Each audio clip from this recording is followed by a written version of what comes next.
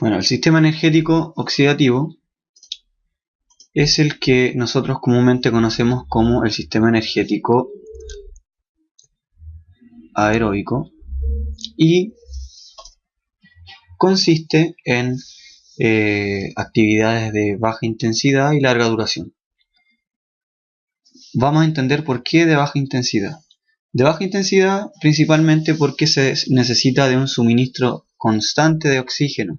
Este sistema es el que consume oxígeno, por ende se le llama aeróbico, a diferencia de los dos anteriores que revisamos en la ayudantía, que son anaeróbicos. Anaeróbico aláctico sin producción de lactato y anaeróbico láctico con producción de lactato. Este sistema involucra la participación principal de este organelo, que es la mitocondria, que es la central energética de la célula. Aquí ocurren la mayoría de las reacciones químicas con la función de resintetizar el ATP. Este sistema produce, resintetiza o sintetiza grandes cantidades de ATP a partir de proteínas, carbohidratos y lípidos, principalmente carbohidratos y lípidos. Proteínas es casi en un 2% y en situaciones de estrés máximo o ayuno prolongado. Como vemos acá, el polisacárido, que podría ser un ejemplo cercano al glucógeno muscular, se rompe en monosacáridos y ese monosacárido pasa a degradarse y a pasar por el sistema oxidativo aeróbico para producir ATP. En este sistema, como objetivo particular, vamos a entender por qué nosotros inhalamos oxígeno y exhalamos dióxido de carbono. El dióxido de carbono es por así decirlo, el resultado de un proceso de respiración celular. El sistema aeróbico, la producción energética con el uso de oxígeno se le llama respiración celular. La glucólisis completa. ¿A qué le llamamos glucólisis completa? Primero, si hablamos de glucólisis completa, tiene que haber una glucólisis incompleta. La glucólisis incompleta es la que revisamos en el sistema energético anaeróbico láctico, o sea, donde la glucosa se transformaba en piruvato y cuando no había presencia de oxígeno, este piruvato se transforma en lactato y el lactato disminuye el pH y produce todas esas alteraciones en las enzimas de la contracción muscular, frenando la actividad y anticipando la fatiga. Acá tenemos una diferencia, porque la glucólisis se va a hacer, se va a completar. ¿Y cómo? De forma aeróbica. De forma anaeróbica, la glucólisis produce 2 ATPs, pero de forma aeróbica llegamos a producir hasta 38 ATPs, según algunos autores, pueden variar. Cuando tenemos oxígeno, la glucosa, que pasó por glucólisis y se transformó en piruvato, se transforma en acetilcoenzima A, utilizando la vitamina B3, que es el NAD, y captando un hidrógeno, formándose NADH. Acá se puede ver que se le agrega una coenzima A y se libera un dióxido de carbono. Acetilcoenzima A tiene que ser para ustedes el sinónimo del ciclo de Krebs. El ciclo de Krebs, siempre que nosotros tengamos acetilcoenzima A, nos va a mandar a Krebs. El piruvato se transforma en acetilcoenzima A y pasa al ciclo de Krebs, uniéndose con el oxaloacetato, formando citrato y cambiando su estructura química constantemente hasta formarse de nuevo el oxalacetato. El oxalacetato se vuelve a unir a otra acetilcoenzima A formando citrato. Y así generando un ciclo en el cual el acetilcoenzima A va generando diferentes intermediarios que nos van a servir para generar energía al final del proceso. En el ciclo de Krebs liberamos agua, CO2, tenemos parte del CO2 que vamos a liberar mediante el proceso de ventilación pulmonar. También generamos GTP, que equivale a un ATP, y generamos NADH, 3 NADH y un FADH2. Después vamos a explicar en qué consisten estas dos coenzimas. Bueno, acá vamos a explicar la cadena de transporte de electrones o cadena respiratoria. Primero tenemos acá que la membrana interna de la mitocondria, porque la mitocondria tiene dos membranas, la membrana interna y la membrana externa. En la membrana interna, que es la que se ve acá, van anclados unos complejos proteicos que acá salen mencionados como complejo 1, complejo 2, complejo 3 y complejo 4. Y aquí es donde llegan estas coenzimas llamadas NADH y FADH2. El NADH cede electrones y este electrón va a pasar por el complejo 1. El electrón, al ser positivo, va a hacer que también los hidrógenos que estén presentes acá lo sigan y se bombeen al espacio intermembrana, o sea, hacia afuera. El hidrogenión tiene pH alto, o sea, pH bajo, perdón, es ácido, y a medida que vaya bombeándose hacia afuera, va a disminuir el pH en el espacio intermembrana.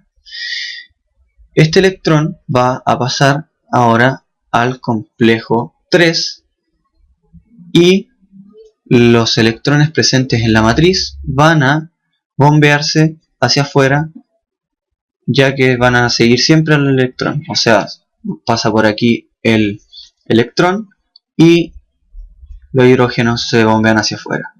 Después este electrón pasa al citocromo C y al complejo 4, donde se bombean más hidrogeniones al espacio intermembrana.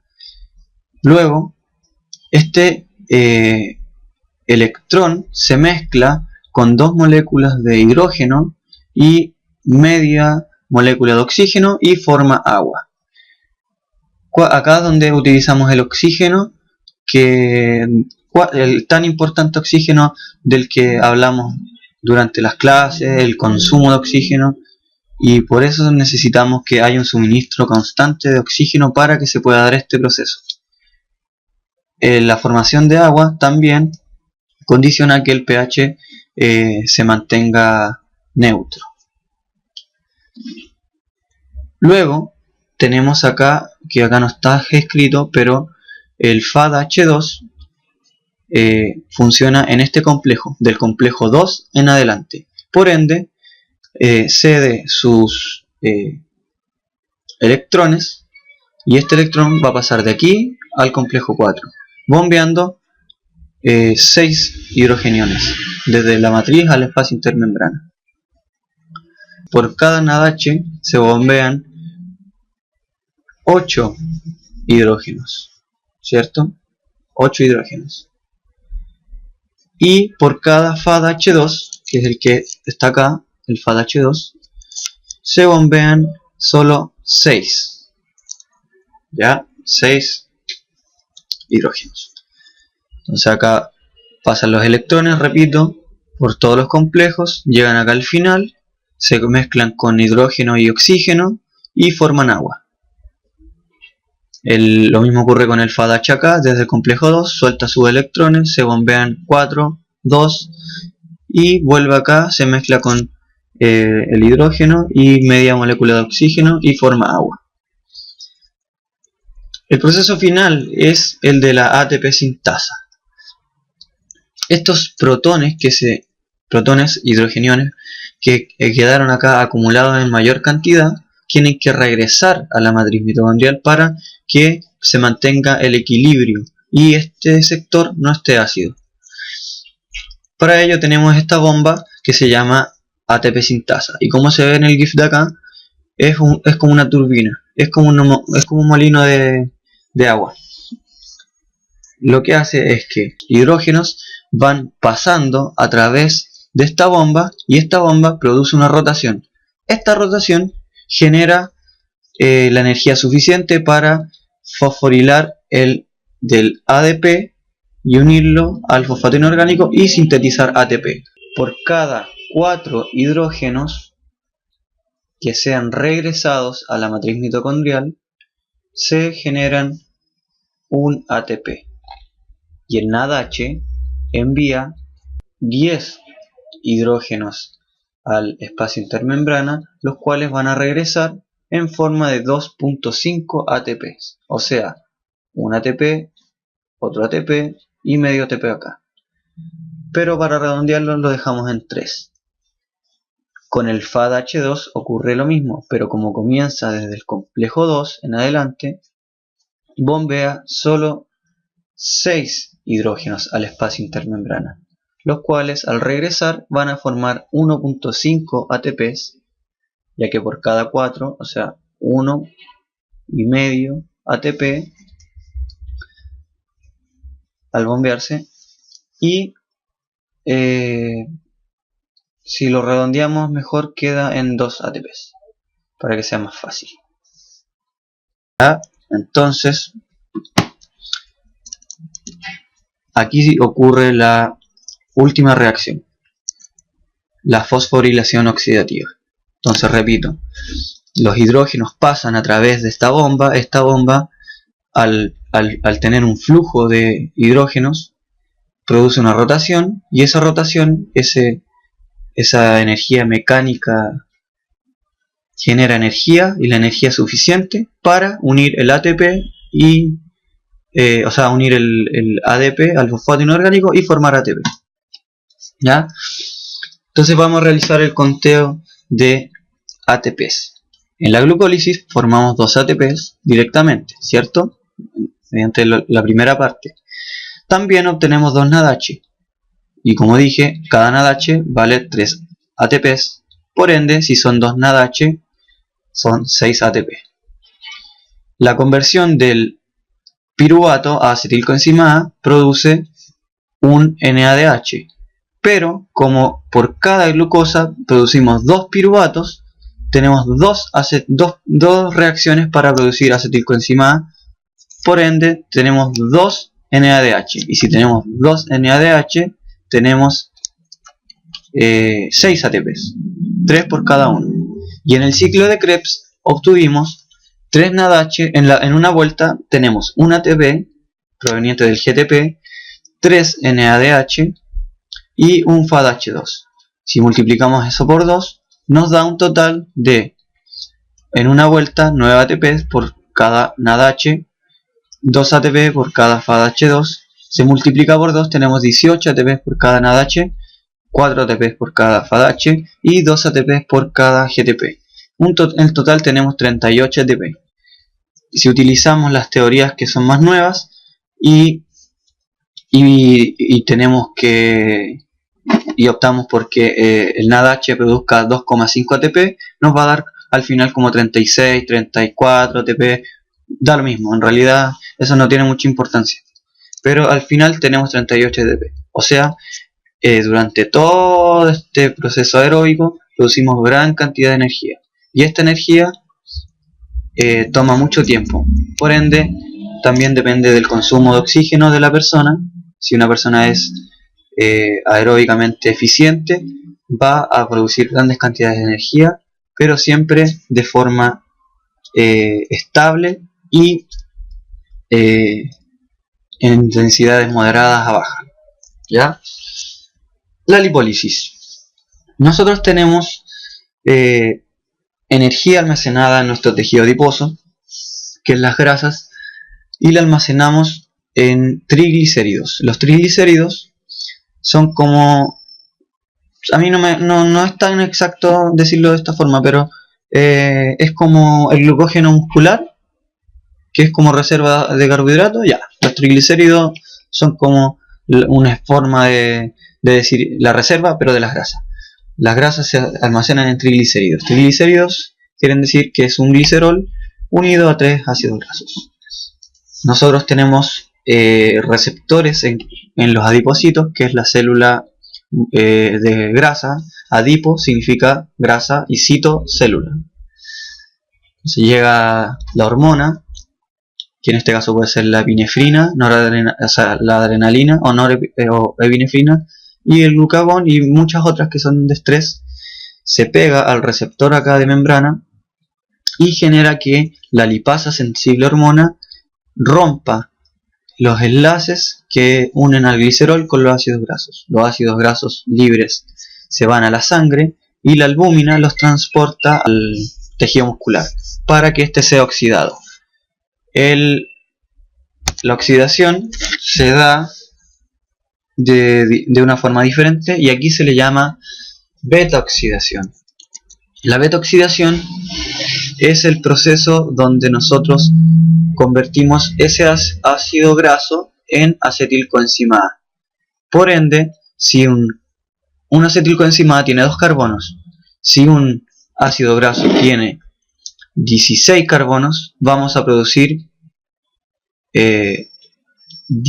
8 acetilcoenzima A. O sea, por cada 2 carbonos de un ácido graso vamos a producir acetilcoenzima A. Y que dije al principio de la presentación que acetilcoenzima A es igual a ciclo de Krebs. O sea, vamos a tener 8 vueltas de ciclo de Krebs. Pero para esa conversión utilizamos 5 ATPs. Por eso, y como son 8 veces que se realiza este proceso, tenemos 35 ATPs que utilizamos. Para la activación de los ácidos grasos gastamos 2 ATP y en el ciclo de Krebs en total producimos 96 ATPs por las 8 vueltas que se realizaron. Y obviamente en el Krebs no obtuvimos energía, pero obtuvimos los NADH necesarios para producirla, y los FADH2 y el GTP. En total tenemos 129 ATPs. Como el total es 129 ATP, ahora podemos entender por qué los ácidos grasos tienen mayor, por así decirlo, mayor kilocaloría, o sea, tienen más energía acumulada, pero también tienen un proceso mucho más largo de realizar. La beta oxidación es mucho más complicada que como le acabo de explicar. Acá esto ocurre también en la mitocondria. Acuérdense que la beta oxidación ocurre en la mitocondria. Y para ingresar este ácido graso en la matriz mitocondrial ocupamos la famosa carnitina. La carnitina es una sustancia que se combina con el ácido graso y permite que éste ingrese a la mitocondria mediante una enzima llamada carnitina acetiltransferasa 1 y la carnitina acetiltransferasa 2. Bueno, acá tenemos las vías metabólicas. Tenemos el glucógeno, que es el polímero de glucosas, se degrada por glucogenólisis, y tenemos glucosa. Esta glucosa pasa por glucólisis, tenemos piruvato, y de piruvato a acetilcoenzima A, de acetilcoenzima A Krebs, y producimos ATP. Dentro de los aminoácidos hay algunos que pueden producirse, formar acetilcoenzima A, por ejemplo la alanina, y otros que pueden funcionar como intermediarios del ciclo de Krebs. Por ejemplo, la glutamina, que se ingresa acá como alfa-cetoglutarato.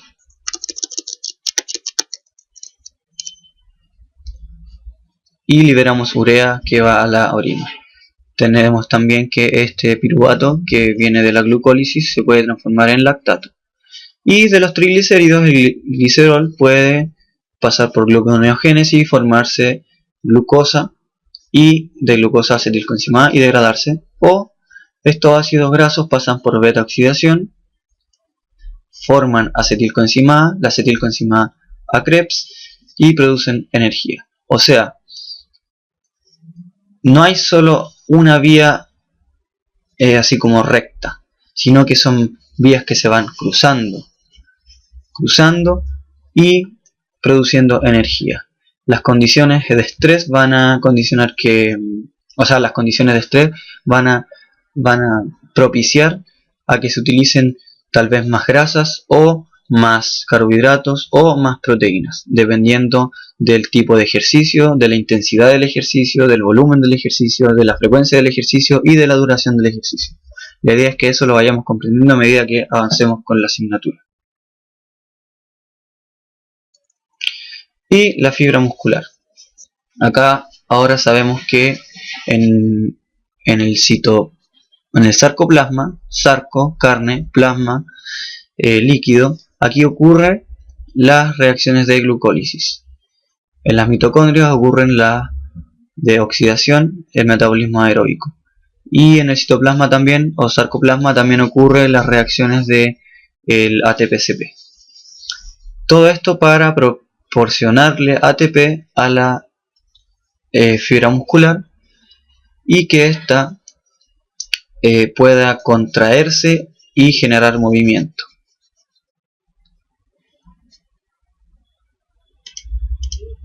La bibliografía que utilicé es Fisiología del esfuerzo del deporte, Nutrición deportiva de Asker Jeukendrup y Fisiología del ejercicio de J. López Chicharro y Fernández Vaquero. Ahí están los links por si los quieren revisar. Muchas gracias.